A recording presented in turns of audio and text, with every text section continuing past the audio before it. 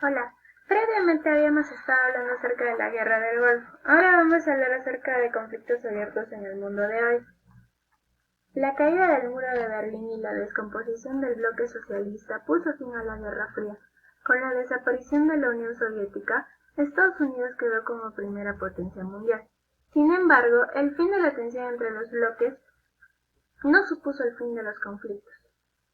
Entre finales del siglo XX y principios del XXI pervivían en el mundo muchos enfrentamientos por motivos étnicos, religiosos, económicos o políticos. La vía militar, es decir, la victoria de uno de los bandos, difícilmente puede aportar una solución definitiva, ya que con ella no desaparecen los problemas que originaron el conflicto. El fin a la violencia pasa por entablar procesos negociadores, y sobre todo por atacar el problema en sus orígenes, con la lucha contra el subdesarrollo, la reducción del desequilibrio económico y social entre los países desarrollados y el tercer mundo y la defensa de los derechos humanos. En este panorama de guerras y violencias ha cobrado gran importancia la mediación de los conflictos de las organizaciones internacionales como la ONU, que intentan poner orden desde el diálogo y el papel desempeñado por las grandes naciones que deberían hacer prevalecer su poder para imponer la paz en el mundo. Un mundo de conflictos. Europa. Ex-Yugoslavia. Fuerzas de pacificación de la ONU se instalan en Kosovo, donde se enfrentaron serbios y albaneses hasta la intervención de la OTAN en 1999, y Macedonia, donde se registraron combates entre la guerrilla albanesa y el gobierno en 2001 para consolidar el proceso de paz. América. Colombia. El enfrentamiento entre guerrillas ELN y FARC, grupos paramilitares y ejército colombiano, se prolonga durante más de 40 años. Se trata de un conflicto de gran violencia, combates, secuestros, atentados, en el que se mezcla el comercio de la droga. África. En Angola, ha sufrido casi 40 años de conflicto entre el gobierno y la guerrilla de la Unión Nacional por la Independencia Total de Angola. En abril del 2004 se firmó un acuerdo de paz.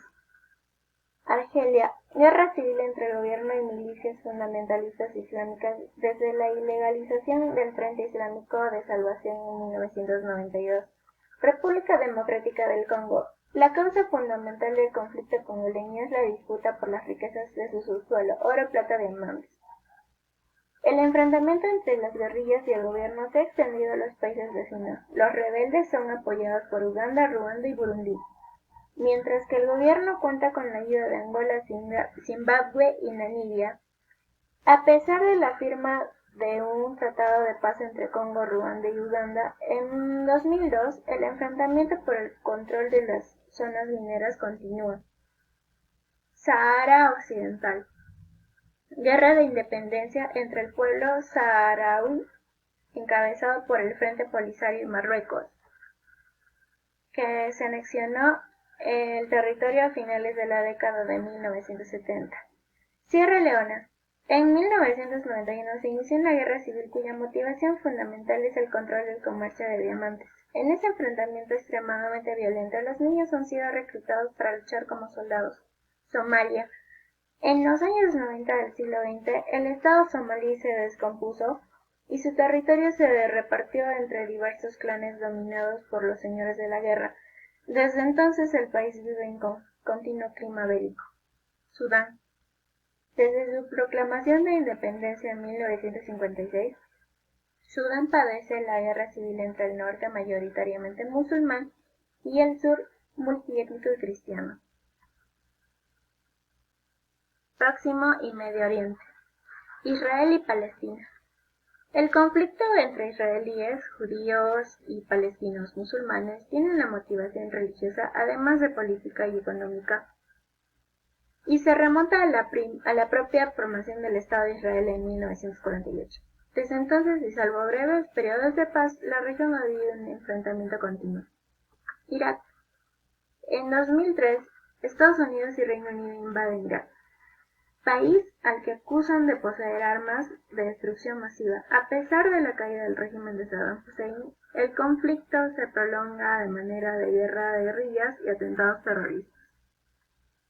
Asia. Afganistán.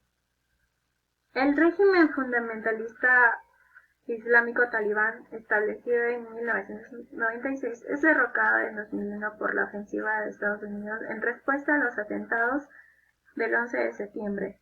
La lucha entre talibanes y fuerzas internacionales de ocupación se prolonga en los años siguientes. Chechenia. Conflicto entre las tropas rusas que ocuparon esta república en 1994 y los rebeldes independistas. Filipinas. Las guerrillas musulmanas reclaman la creación de un estado independiente en las islas del sur. India y Pakistán. Conflictos desde finales de los años 80 por el control de la región de Cachemira. Nepal. Desde la década de 1990 vive una guerra civil entre la monarquía y la guerrilla revolucionaria maoísta. Sri Lanka. Sufre 18 años de conflicto étnico entre la guerrilla tamil y el gobierno dominado por los ingleses. Tíbet. La población autóctona, encabezada por el Dalai Lama, máxima autoridad del budismo, reclama a China más autonomía. El mundo globalizado. En el proceso abierto de globalización que vive actualmente el mundo, los nuevos medios de comunicación, Internet, telefonía celular móvil, satélites artificiales, etc., acortan las distancias y las economías de los diversos países que están cada vez más interrelacionados.